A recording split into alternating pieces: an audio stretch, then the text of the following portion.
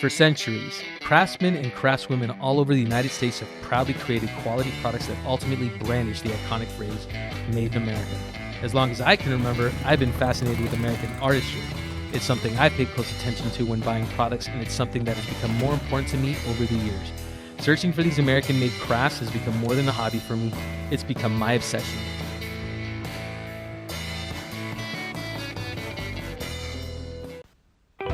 Hey everyone, today I'm headed off to the Sunset Strip where you have iconic Whiskey A Go-Go, the Roxy, and the Rainbow Bar and Grill, where I'm interviewing my next guest, Jérôme Brunet. So here we go. What's going on, everybody? Welcome to the next episode of American Ride. And today we're at the iconic Rainbow Bar and Grill here in Los Angeles, founded in 1972 by Bob Gibson and Gary Stromberg. But that's not why we're here today. Today, I have a very, very special guest, Jérôme Brunet. And I want to sit down and talk to him about his passion, which is rock and roll photography. So let's go.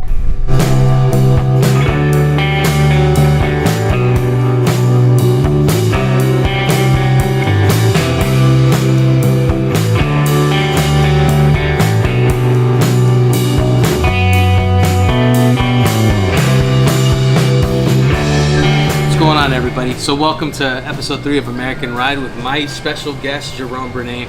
For those of you that don't know Jérôme, we're going to have a sit down here and just get to dive in, get to talk to him about where he got his passion for rock and roll. So Jérôme, first of all, thank you. Of course, man. I truly appreciate you taking the time out of your schedule. Thanks for having me. I think I want to thank Hendrikx. He's the one that made the introduction to the two of us and pretty much hit it off from when we first met. Brother Hendrikx. Eric, thank you.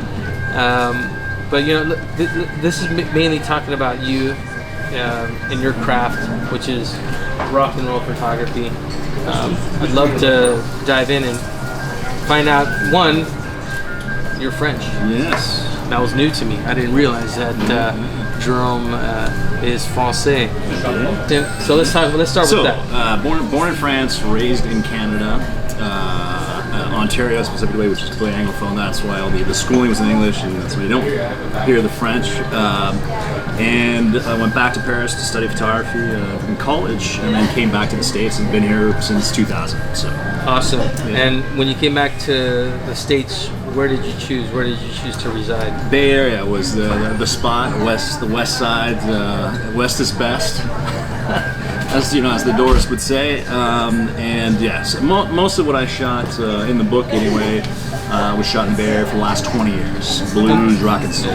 We'll get to the book in just a moment too. Sure. And take the Bay Area, San Francisco, all of that. It's that's the root to your passion for photography. So when did you discover? You just said that when you went to France, or you went back to France, you went to school. So when did you discover the passion for photography? And actually, photography was much later in my life as an artist. I actually started as a musician. When I was 4, my mom was a music teacher, classically trained teacher, and got me on the cello when I was 4. Played that for about 10 years. Then I heard Led Zeppelin, and I went from this to this, grew out the hair.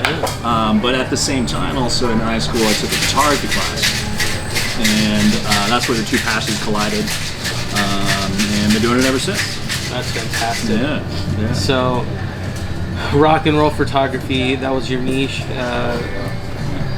When you came to the States, would you say that that's when it truly expanded? Absolutely. The moment I arrived in the Bay Area and shot my first show, which was a Jeff Beck show at the Warfield Theater in San Francisco, I was hooked. My background in photography is more documentary, but once I started shooting music, I was absolutely hooked, and I've been doing it ever since. You just touched on something. Has nothing to do with rock and roll, but I think it's rock and roll in its own way. Documentary. You shared a story with me, and obviously for those of you watching this now, Jérôme shared a story with me about a documentary that he was working on, and it was very, very dangerous. Yeah.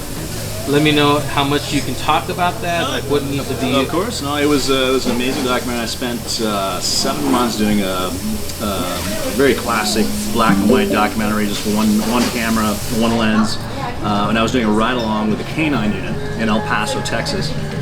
And I think it was 27 at the time, so pretty ignorant to the absolute danger that it was, and it was a very, very dangerous time as well. So the cop would show up, and we mostly do graveyard shift shoots and ride-alongs. So he would show up at my place and flash the cop light into my living room, and off we go into the desert and shoot everything from murder scenes, drug busts, etc. So it was an incredible experience, but very, very dangerous. Very dangerous, as you mentioned. Yeah. Rock and roll in its own way. That's why. Definitely. That's why I said that. Yeah. So tell me a little bit about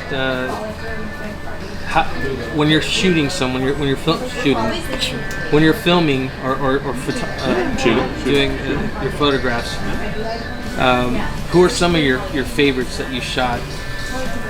I would probably start with the old blues guys that I not only got to shoot and got very, very close to, but I got to meet, and the most humble, from B.B. King to Pinetop Perkins, these just incredible musicians that started it all really in rock and roll. Before there was rock and classic rock and metal, it was Robert Johnson, plugging away, and that's why for me, it was a direct link. The moment I heard Led Zeppelin, I was so passionate about it back in high school that I had to find out where that music came from. Of course, Robert Johnson, Mississippi Delta music, and then went forward and onto that. Who continued the music, and so B.B. King, etc. The list is long. Yeah, it is. Yeah, it is. And for the last 20 years, I've been trying to capture what was left, essentially, of the true masters. Let's talk about, for the photographers out there, what type of equipment do you use? Maybe you'll be able to inspire someone who... Yeah, I've shot every type of camera, everything from point and shoots to large format. One constant has always been a Leica M camera, a German camera. Incredible optics, very, very small camera that allows you to really go unobtrusively into areas. Most like from my documentary background, that's why. So I've always had one of those in the bag. And then the rest is a classic, DSLRs. I didn't go to digital until 2006, so I had the whole silver background, which I'm really happy that I had. And yeah, been shooting digital since 06. Since 06. And then talking about, legend, we're right here. We're at Lemmy. Literally, he would literally sit here and play his poker game here. When he wasn't playing his gigs, and I had the absolute honor of having one of my shots placed right beside his statue. So I'm always honored to be here. Yeah. What is it that you see when you look through the lens? It just comes from studying. Study the masters. Go straight to the heart, just like I, started. If you're a guitarist, you study Jimi Hendrix and Jimmy Page and Jeff Beck and Clapton. You study the masters. Same thing in photography. You study the Henri Cartier-Bresson, etc. The list is long, all the way to the grandfather of rock photography, which would be Jim Marshall. I had the absolute honor to meet in San Francisco. So study the masters and try to eat as much photography as possible, and you sort of catalog what the best is. And as you progress in your photography, as you're looking through the viewfinder, you might see an image that actually reminds you of an image. So you already actually know composition. But don't be afraid to study the theater and sculpture to study light. That's very important as well. So you touched on masters. Who are some of the masters that you mentioned? A couple, but who are some of the masters that influenced your work? One of the big ones for me was Sebastião Salgado. Is still Salgado, Brazilian photographer, part of the Magnum agency, and then started his own agency. Again, pure documentary style work. And then when it comes to music photography, without a doubt, Jim Marshall comes to mind. He was really the one that started it all. Shot Monterey Pop, shot Hendrikx brand, the guitar. He was the official photographer at Woodstock, and the list goes on and on. So you just need to study his portfolio to know enough. There are plenty of names out there. William Claxton would be another one, and jazz photographer. So let's talk about Into the Light. What inspired you to do the book? And by the way, for those of you that don't know, $50. It's an amazing What's the word? Coffee table book. No. What coffee table? But no, it's a curated collection of, I would say maybe your favorites. Yeah. And it should be on every coffee table book in America.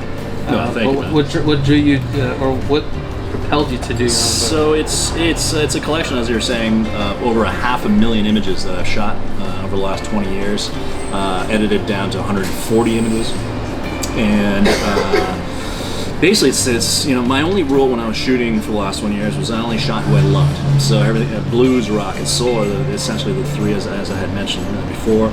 And I had always in the back of my mind to put something together, something concrete, and a nice clean book. And I figured after 20 years, it was a good time. I had an opportunity, and I did a Kickstarter campaign and cleared the Kickstarter, and there you go. The rest, it took me about 2 years to make the book itself, and so it's it's my pride and joy. Absolutely. And where can people find the book? So it's available exclusively signed at intothelight.photo. There you go. And there's two versions. There's a regular edition and a deluxe edition that comes with a sleeve and a BB King print. So there you go. That's where you can get Jerome's works, and I highly suggest that you do pick it up. It's a great gift idea, especially around the corner for the holidays, birthday. Any rock and roll enthusiast will appreciate. It doesn't have to be a rock and roll enthusiast. You said blues is a rock, huge influence. Funk, soul. I know that we have Vintage Trouble in here. Good friends. Pink Floyd. Rolling Stones, Stones. Aretha Franklin. The list is long. Yeah, it is. I'm not going to give it all away. You have to get the book in order to see exactly what we're talking about. And obviously, through the footage, you've seen some of the shots that Jerome has taken. So, Jerome, if there's anything else that you want to tell the audience, that's it, man. As Lemmy said, actually, I forget what he said. So as Lemmy said, everything louder than everything else. There you go. My man, thank Cheers, you so man. much. My Cheers. pleasure. So there you go. I want to thank everyone for joining me as I sat down to talk to Jérôme Brunet about his passion for rock and roll photography and this icon behind him. So I'll catch you on the next American Ride.